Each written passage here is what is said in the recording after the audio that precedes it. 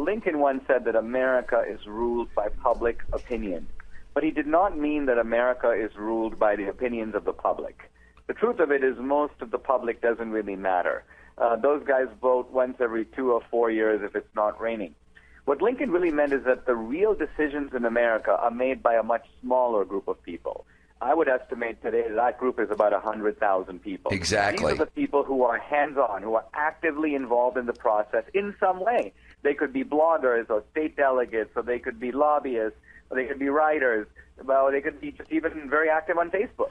But radio hosts, too. They're involved. And so the truth of it is if you become one of those 100,000 people, and if you can make your friends in that group, you're going to have an influence that is 20, 50, 100 times greater than the ordinary fellow. So to me, that's a very motivating thought, that you don't need 40 million people to change this country.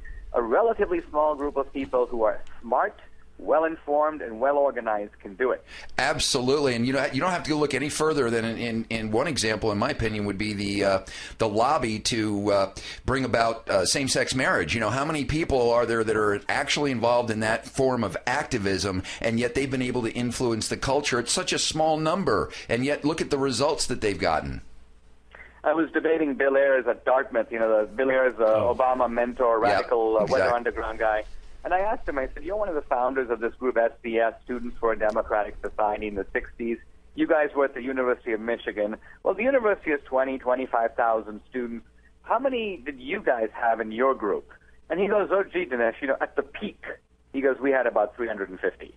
And so 350 students were able to turn the whole university upside down, change the politics, change the culture. And so a small group of people can be incredibly effective. The left, in a way, has taught us that.